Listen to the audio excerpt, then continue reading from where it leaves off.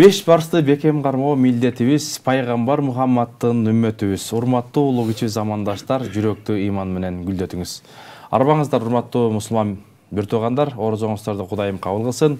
Эмне тилек болсо Кудайым өз даргөйүнө кабыл кылсын деп бүгүнкү 7 каналда Алдымдар айтсын теле долбоор эфирде. Сиздердин кызматыңыздарда Темирлан Акматов. Бүгүн сиздер менен биз Кудай буйрса, ыры менен айтам иманды деген керемет китеп чыккан. Бул китептин автору Молдо акын, дин аалымы, коомдук ишмер Камбаралы Оркошов ажыкебиз. Кош келдиңиз. Ассалам алейкум. Алейкум кандай. Эл журтуңуз менен амандашып алыңыз. Бисмиллахир-рахманир-рахим. Биринчиден Аллах Таалага чексиз мактоолор болсун. Сүйүктүү пайгамбарыбыз Мухаммад саллаллаху алейхи ва салламга саламдар болсун. Амансыңарбы улуу журт, улуу кыргыз элим. Ассаламу алейкум. Алла разы болсун. Орозоңуз кабыл болсун, мынакей. Бул китеп өтө керемет китеп. Бул ажыкебиз дагы ошол интернет желелеринде дагы ырлар өтө тарап, өзгөчө ушул иманга, жакшылыкка чакырган ырлардан. Анда ыр менен баштап бересизби? Макул. Эми Молдо акын, Жорго акын, Камбаралы Оркошов. Молдо акын дегениңизден улам айтам, чындыгында ырлардын бардыгы эле ислам дин жөнүндө, адеп ахлак жөнүндө, ата-эне жөнүндө, жана ошондой эле мекен жөнүндө. Эски там биз чоңойгон журтта турам, эскерип теңдеши жок кутта турам, эч кирип көз жаш төгүп ыйласамбы, эч бир жан көрбөй турган бурчта турам. Айылда биз чоңойгон журтта турам, ал кезди эстеп катуу букта турам, акырын көз жаш төгүп ыйласамбы, апакем нанын жапчу тушта турам. Ушул журт, ушул айыл, ушул тагдыр, унутпайм балалыгым жашоо балдыр, акырет кеткен менин кайрандарым, акыры биз жолугар учур бардыр, акырет биз кезигер учурлардыр. Эски там биз чоңойгон журтта турам, эскерип балалык кез кутта турам, эч кирип көз жаш төкүп алсам бекен, эч бир жан көрбөй турган бурчта турам. Бул ырдын тагдырына, тарыхына токтололу. Бул биз качан жазылган? Бул ырды жазганына 3-4 жыл болуп калды. Анын негизи ырдын келип чыгышы ошол биз чоңойгон Каракулжа айылындагы, Капчыгай айылындагы Терексүү деген кичинекей кыштак бар. Ошол кыштакта өсүп чоңойгонмун. Ата менен 12 бир тууганым ошол жерде чоңойгон. Анан ал жерден көчүп кеткенибизге бир 30-40 жыл болгондон кийин мен бардым да. Барып ошол жерде эми жер пай эле калган, бай эски тамдан бузулуп, баарыбыз чоңоюп кеттик. Ошондон кийинки чыккан ыр. Азыр ошо айылда бирөө жарым барбы? Айылда эч ким жок ал жердечи. Бир туугандардын баары эски там ийин калды. Ооба. Бишкекте, Ошто, ар ким ошондой. Эми анысында бир туугандардын бир 5-өө өтүп кетти. Калгандарыбыз ошо ар ким өзүнүн тиргилиги менен шаарларда жашоосун өткөрүп жүрүшөт. Ал жерди өзү жер сүрүлөт деп адамдарды ошол жерден көчүрүп чыгарган да. Ошол себептүү биз көчүп кеткенбиз башка айылга, Каракулжанын. Бирок азыркыга чейин бар. Ал сүрүлгөн деле жок, ошол боюнча турат. Кээ бир айылдаштар жашап атат ошол жерде. Мындай сагынып калса болосузбу? Көргүңүз келип. Ал биздин ошол Каракулжадагы Терексүү, Чаканташ деген тоонун алдында ушундай бир ажайып кооз жерде, ал жерчи. Тоо маңдайда ошондой бир чоң дарыя, тар дарыя бөлүп турат. Эки тоонун ортосуна ушундай бир камтылган Капчыгай айылы. Түшүмө кирет көп убактарда. Өзү билбейм, көбүнчө эле өмүрүмдүн көп ошол жерде өткөн сыяктуу эле түшүмө кирет. Мурдагы ошо жаш кездеги эле бир көз ирмемдер тез ошо түшүмө кирип турат ошол айылда, Терексүү айылы. Демек, баягы карабайсызбы, ошол ырыңызда ошол мындай жөн эмес да. Анан ошол Надырбек Алдымбеков аксакал дагы эл акында айтат го, жана адагы эски там деген ыры бар эмеспи? Азыр мындай чет өлкөлүк биздин кыргыздарга мына кимин болуп калды дейт да. Ар ким ошол үйүн таштап кеткени бар, оокат тирилик деп. Анда ырларга өтсөк, ачке, мынакей сиздин ырларыңыз ушул пайгамбарлар жөнүндө, апа жөнүндө, өмүрлүк белек, мактабадым, Эми кыскасы ар бир ырыңыз мындай жанга, жүрөккө азык боло турган ырлар да. Мен акым болуп түбөлүк атым калсын дегим жок деген ырым бар эле, ошону окуп берсем деп турам. Ушу китептин да биринчи бетинде турат,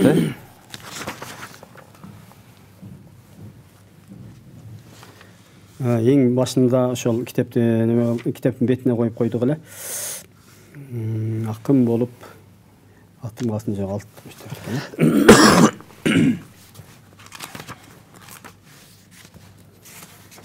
Бул өзү эмнегедир адамдар бул дүйнөдө жашап, ушул дүйнөдө атым калсын деп өздөрүнүн эстелигин тургузганга аракет кылып, бир жерлерге өздөрүнүн аттарын ыйгарганга, менин даражам, менин немем ушул нерсеге ылайык дегендей ушундай бир бизде кандайдыр бир жарыш бар адамдардын арасында.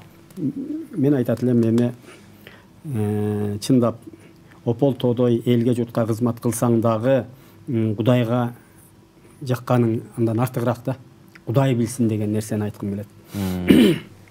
Атым калсын дегим жок. Акым болуп түбөлүк атым калсын дегим жок. Акын өлүп келди деп акыретте жеңил жок. Артык сынган көптөрдөн анчалык деле кемим жок. Аллага жаксам деп жүрөм, андан башка кебим жок. Жаралган күндөн изели, жасалмага эбим жок. Жанын жанга тең эмес жакшылардан кемим жок. Жакшылар палан деп койсо, жактырып кетчү сезим жок. Жакшылар булар момундар, жарсалар башка кебим жок. Мактаса кээде бирөөлөр, мардаяр менде сезим жок. Ман чыркап кетчү мактоого, малакасос кезим жок. Мыкчыя басып дүйнөдө, мыкты сынаар эбим жок. Мыктылар булар момундар, мындан башка кебим жок. Боктосо мени бирөөлөр, бок жашар эбим жок. Богооздор болот бактысыз, бой салышар кезим жок. Болушарым Кудай бар, бошошор менде сезим жок. Болгону динге чакырам, болду башка кебим жок. Баракелде. Бул тамында мынакей ушул ар бир ырдын өзүнүн бир тарыхы бар да. Ошого токтолуп бербейсизби? Өзү дегеле тасирлеп, шарттап. Жана адамдардын арасында ким жакшы, кандай адам жакшы деген көп суроо бар да. Кандай адам жакшы чындап?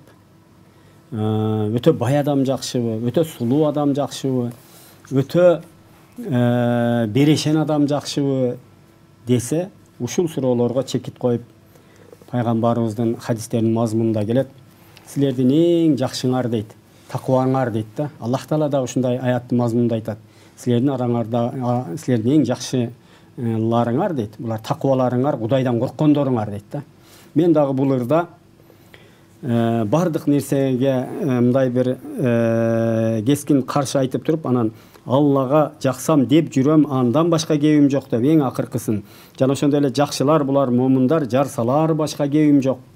Мыктылар булар момундар, мындан башка кебим жок деп ошондой мен айтам. Болгону динге чакырам, болду башка кебим жок. Атым деле калсын дегим жок чындап. Ушундай бир Кудай ыраазы боло турган жашоо кылсам бул дүйнөдө. Деген сиздин көз карашыңыздан азыр абдан ырларыңыз сөздөр өтө күчтүү да. Анан ошол эми азыр атым калсын деп баягы сиз айткандай эстеликтерди коюп атпайлыбы? Же көз тирүүндө деле коюп атат, башка болуп атат. Анан негизи эле ушул туура же туура эмеспи? Мен ушу уруу башчылары урууга бөлүнүп кыргыздар. Андан кийин өздөрүнүн уруусунун китебин жазышып, ошол китебинде аябай талаш тартыш, эмне үчүн силер китеп жазган тарап биздин уруунун эң кыйындары деп өзүңөрдүн ата жотоңорду көрсөттүңөр. Биздин аталарыбыз деле кем калышпайт эле деп көп ушундай бир талаш тартыш, уруш бар да. Чын-чынына келгенде бул нерсени эч бир талашуунун кажети жок. Себеби Кудай Таала билет ким жакшы, ким жаманынчы. Жана ошондой эле ошентип урууга бөлүнүп алып туруп, ошондой бир ортодо чыр чыга турган нерсеге жакшы эмес. Мындай ошол өзүнүн ата тегин көтөрө чалып сүйлөп, же болбосо ошону жазып, анан эстелик коюп, ошол нерседе жарыш кылып, мен ойлойм бул бир начар стереотип да. Бизде ушул коомдо ушул нерсе бар. Азыр бизде мисалы врачтар болсун, ишкер эл болсун, башкалар болсун, баягы көз тирүүндө эле коюп алып, анан ошентип атпайбы? Анан ошого баягы анан сиз бул жакта жазып атасыз, баягы негизги максатты айтып атасыз да, эми Кудай ыраазы болсун, Кудай көрсө болот депчи. Анан ошол бул жакта дагы айтайын эми дегеним деген ырыңыз бар экен, ушул 66-бетте. Бул жакта да абдан мындай сөздүн бүрлөрүн, гүлдөрүн тапкан экенсиз. Шуга да бир токтолуп бербейсизби? Бул ырда айтайын эми дегеним деп жазган мына акылды берди пендеге, Алланы таанып билсин деп, айвандай болуп жашабай ибадат кыла жүрсүн деп, ааламды берди пендеге, азыраак жашап турсун деп, аз гана ошол өмүрдө акыретин курсун деп. Мына өзүңүз уккандай, Кудай Таалам акылды берди пендеге. Айванга берген жок. Бизге акылды берди, ушул жаратканды таанып билсин деп берди да. Ушунча жан жаныбар макулукаттын баардыгын бизге кызмат кылдырып койду Аллах Таала. Эми ушуларга дагы өзүнүн акысын берсин. Жакшы мамиле кылсын. Жана эмне ушунун менен барабар эле мага ибадат кыла жүрсүн депчи. Бул дүйнөдө. Жана ошондой эле аз гана ошол өмүрдө акыретин курсун депчи. Биз бул дүйнөдө ушул дүйнөбүздү эле курганга аябай катуу чамынабыз. Бирок акыретибиз жөнүндө ойлонбойбуз да. Кудай Таала дамла сөзүңүздө ошондо сиз ибадатка ушул канча жаштан келип калдыңыз, ким себепкер болуп калды? Мынакей ушул жерде айтылып атат да, акыретин курсун депчи. Аз гана ошол өмүрдө акыретин курсун деп. Мен өзү молдонун баласымын, анан Союз күчүндө кезде төрөлдүк, ошол маалда чоңойдук. Намазды, ушул диндин түркүктөрүн мектеп убагында эле атабыз үйрөттү бизгечи. Бирок эми чөйрө ошондой экен, институтта окудук. Ар кандай өйдө төмөн жашоо болду бизде. Бирок Аллага шүгүр, дааваттын себебинен, дамбылдалардын ушундай бир ваз насааттарынын себебинен кайрадан ушу исламда бекем болуп, 5 убак намазыбызга бекем болуп, ушундай жакшы жолго түшүп калдык да. Алла разы болсун. Кийинки саптуулайсызбы? Андан кийин ар күнү издеп ырыскы ала куш канат кайрыган, алдейи үчүн жем издеп алыска учат байырдан. Ак карлуу тоонун борунда аркары кулжа жайылган, алар да кылып тирилик аскага туяк майырган. Айтайын сөздүн кемелин, акылдуусунба дебегин. Аллага тизе бүкпөсөң айвандайсың дегеним, Кудайга тизе бүкпөсөң куштардайсың дегеним. Бул жерде чындыгында макулукаттын бардыгы бала багат. Макулукаттын бардыгы ошол өзүнүн баласын чоңойтуп ырыскы издейт. Кээ бир адамдар бар да, үй бүлө бала чака багып, кийиништик ушул бул дүйнөнүн максаты деп ошону менен гана чектелет да. Анда мен айтып атам, ошол куштардай, ошол айвандай эле болуп калбайсыңбы? Кудай Таалам сага акыл берди. Ошол акылыңы иштетип, эмне Кудайды тааны деген маани. Жакшы. Анан бул 69-бетте ыйманың сурайт Кудайым дейт. Ошол баягы эми Ороз айында ыйманга чакыралы, жакшылыкка чакыралы. Бул жерде мен чындыгында мага капа болбосун, кээ бир артист туугандар бар. Артист туугандар өтө ашачап, батыштын баягындай вульгарный деп коет го, жашоосун кайталап, ошону өнөр кылып, кээ бир артист туугандар залды толтуруп алып туруп, Кудайды, пайгамбарга тил тийгизип, сүйлөп, күлдүрүп, ошонун себебинен. Ошондойлорго жазылган мындай бир ишарат ырым. Ыйманың сурайт Кудайым, артисттик кылган агайын, айтайын насаат кылайын, адепсиз сенин ырыңдан атасынын оозун урайын, ар жайлыкта аброй жок, анчалык тартпа убайым, авазды эмес акырет, намазды сурайт Кудайым. Байлык жыйган агайын, байкагын насаат кылайын, байкуштун акын бере жүр, береке болсун ылайым, артыңда калат дүнүйөң, анчеле тартпа убайым, жыйганың эмес о дүйнө, ыйманың сурайт Кудайым.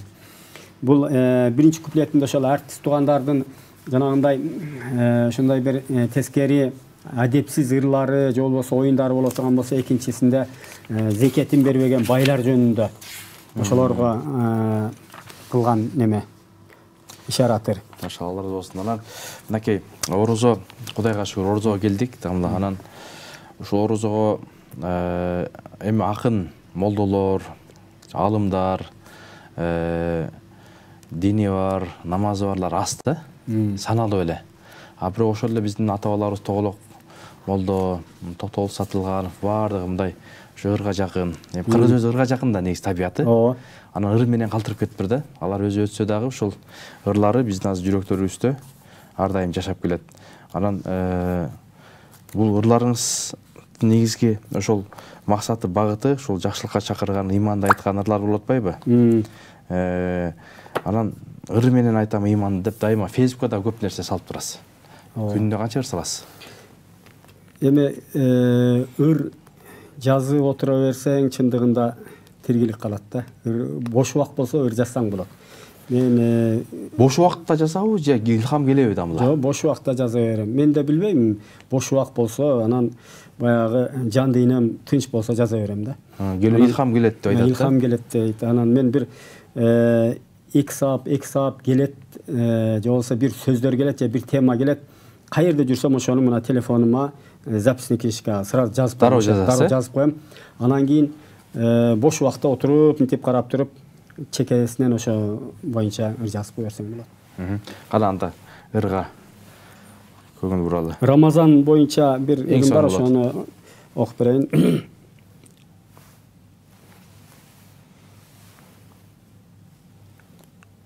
Отуз күндүк орозо ой тазартар жолошо деп ата бабаларыбыз айткандай, мынакей орозону дагы буюрса баштап алдык. Кудайга шүгүр, орозоңуздар кабыл болсун.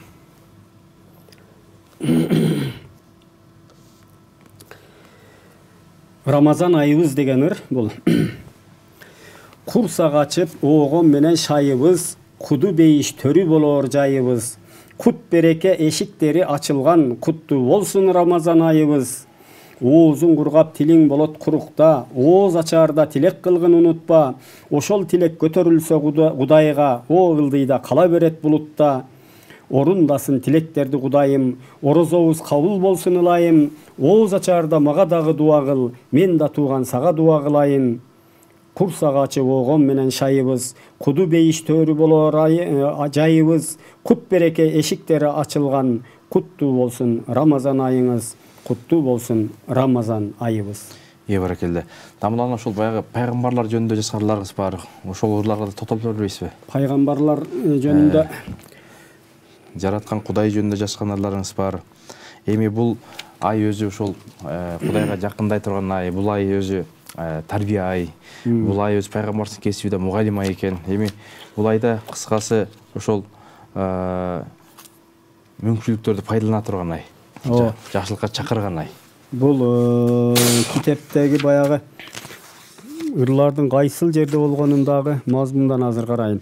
Пайгамбар жөнүндө жазган ырым бар эле. Алатоо кооз жирим бар. Акыйкат сүйөр элим бар. Акыйкат сүйгөн элимди Аллада сүйөр дегим бар дейт. Карасаңыз. Элибизге, кыргызга жазган. Мен андан көрө дагы бир мына Кудай Таалам мага берген ушундай бир белек шык жөнүндө, илхам жөнүндө жазган ырым бар эле. Өнөр берди жараткан деген. Ошону окуп берейин. Шараккан элдин шараккан, шарында агып бараткан, шарият динди жазууга шартымды түздү жараткан, өмүр дайра шараккан, өрүндө агып бараткан, өкүмдү динди жазууга өнөрдү берди жараткан. Бей үмүт шайтан экен деп, бекемдеп ыйман бекемдеп, ыр жазып жихад кыламын, бейиштик болсом экен деп, жер үстүн жүрсөм экен деп, жер алды бир күн кетем деп, жер алды барсам суракта жеңилдик болсо экен деп. Шараккан элдин шараккан, шарында агып бараткан, шарият динди жазууга шартымды түздү жараткан. Кудай Таалам мага орусча айтканда вудуру келе берди да. Өзү ыр деле жазбадым эле. Ошо элдин шарында агып бараткан деле ушундай бир илхам берди, ушундай ыр жазууга мүмкүнчүлүк берди Кудай Таалам. Анан темам азыр чындап акындар 10 китеп жазса, онун 9 сүйүү жөнүндө жазат да. Ушундай бир арзуу, сүйүү жөнүндө көп жазышат го. Ашыктык. Менде ушундай нерсени берди Кудай Таала, илхам.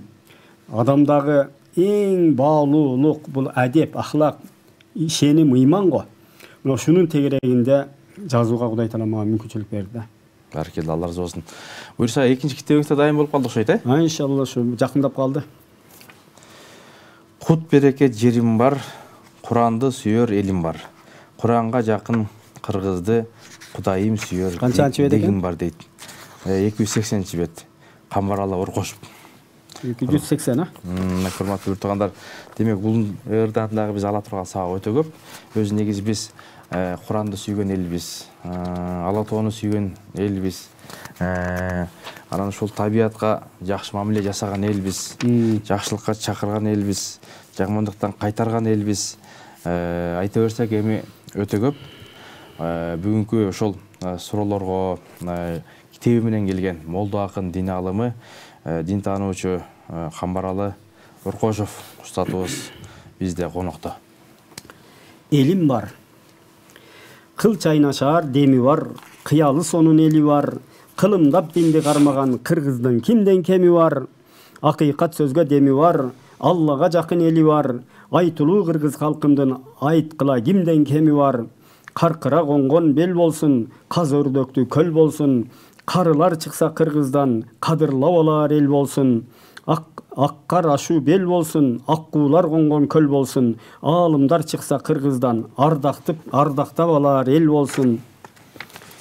Ала тоо кооз жерим бар, акыйкат сүйөр элим бар. Акыйкат сүйгөн элимди Алла да сүйөр дегим бар. Кут береке жерим бар, Куранды сүйөр элим бар. Куранга жакын кыргызды Кудайым сүйөр дегим бар. Өзү эле бул кыргызда жеңи жок, Молдо Нияз, Молдо Кылыч, Нур Молдо, Тоголок Молдо деген бүт молдо акындар болгон. Алардын ырлары динди, исламды, пайгамбардын хадисинин негизинде ушундай бир адамдарга тарбия ушундай берген да. Ошол жеңи жок туурасында дагы бир ырым бар эле, ошо ок бериңиз. Уруксат болсо ок берейин. Сонун болот. Залкарларды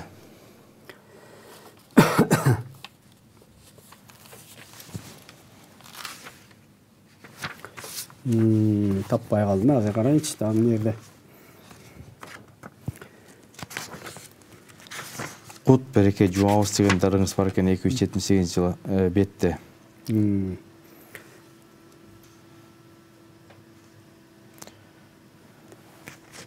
Жүз башты тазартып, жуунуп сүннөт кылабыз. Жумуштан баарын токтотуп, жумага бүгүн барабыз дейт. Ал жума жөнүндө. Кабыл болот бул күнү, көп дуа кылабыз. Куттуу болсун тууганым, кут береке жумабыз дейт. Кудай таала ошол баягы жумага эми жакшы дем менен барат эмеспи? Гусулдаратты алып алып, ошол орозого жетиктин деп Кудайга жалбарып, зикирлерин толтуруп. Мына бул ырда өзү баягы ырларымда болушунча баягы куш сөздөрдү колдонгон жерлерим дагы бар да. Зыяндуу сезимдерге закын болуп, зыналуу көз карашка жакын болуп, улугум Кудай таала карап турса, уятсыз ыр жазбаймын акын болуп, уул кыз өмүрлүк жар эл журт турса, уятсыз ыр жазбаймын акын болуп, акындан бийик молдо атым болуп, акырет турган кезде жакын болуп, Аллахым асман жерден орун берсе, арманды кантип жазам акын болуп, кылымдап молдо деген атым болуп, кыямат турган кезде жакын болуп, Кудайым илхам берипсе өзү мага, курулай арман жазбайм акын болуп, жөн жерден жаман адат өнбөс экен, журтубуз уят сөзгө көнбөс экен, Жусуптай молдо кылыч тоголоктой, жамагы жакшы акындар өлбөс экен, кур жерден жаман адат өнбөс экен, куру сөз элдин оюн бөлбөс экен, Кудайды мактап өткөн жеңи жоктун куруна эрмешкен эл өлбөс экен. Ал кезде аттуу баштуу башкача эле, намаз кандарат кузул таптаз эле, ак сөөкмүн пакизамын деген кыргыз, аламан журт башынын кашкасы эле. Бузуктар үйрөтүшөт түзүксүнүп, түзүктөр унчугушпайт үзүксүнүп, арактан арылбаган бейнамаздар акылын айтып турат нүзүпсүнүп, арамдан арылбаган бейнамаздар акылын үйрөтүшөт түзүксүнүп.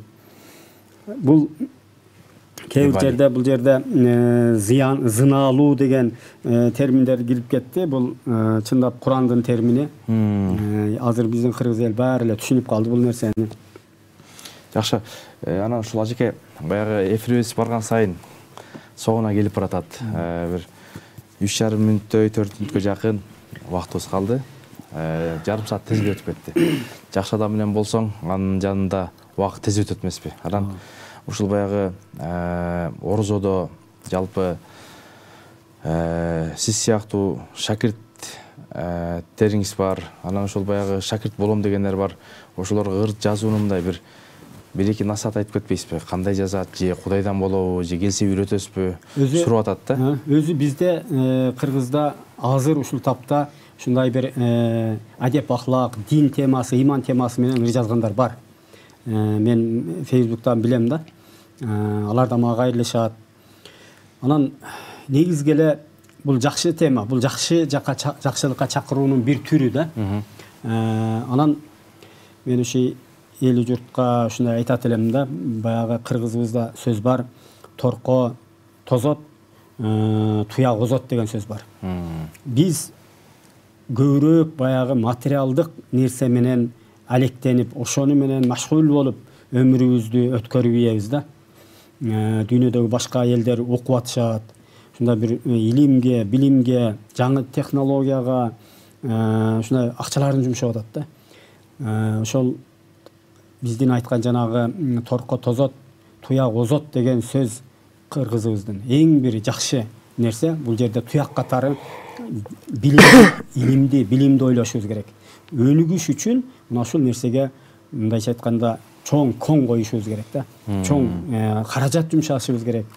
Анан бул жалпылай улутка жана ошондой эле мекенибизге чоң салым болмок. Эгерде ушул жолго түшө турган болсок, азыр көбүнчө эмне той, аш, эки этаж үй, жип машина, же болбосо ушундай материалдык нерсеге көбүрөөк жумшайбыз да. Дүйнөдөгү көп элдер бар. Абдан өнүгүштүү эмне себептен? Себеп дегенде ушунчалык илимге, билимге салыштылар өздөрүнүн каражаттарын. Дамла устаз, Алла разы болсун. Мен эми ушул ассам эле 287 ачылып калды. Инсап бер деген ыр бар экен. Анан ушул ырыңызды окуп берип буюрса, андан кийин жыйынтыктасак. Кудай. 287 дедиңиз да? Ооба. Өзү эле ачылып калды. Алла таала ачырды да. Бул эми өзүмүн молдо туугандарымы туурасында экен. Аппак селде күнөөсүз көрүнүшкөн, аппак динде турса да бөлүнүшкөн. Аллах таала сактай көр журтубузду, аалым сынган надандан өлүмүштөн. Эл башкарып бир кезде чамынышкан, эрден көчүп кылтайып жаңылышкан. Экстерге Кудайым хидаят бер, эмдигиче ыстакан кагышышкан. Макулукка жеңилген, табынышкан, мансап үчүн пендеге жагынышкан. Чоңдорго да Кудайым инсап берген, чогулса эле ичүүгө камынышкан. Ичүүдөн арак. Ооба. Атын өчүр арактан Кудайым алыс кылсын, бир жакшы бир эл журтубузга бир доо бериңиз. Амин. Алхамдулиллах, вассалату вассаламу ала расулина Мухаммад ва аля алихи ва асхабихи ажмаин.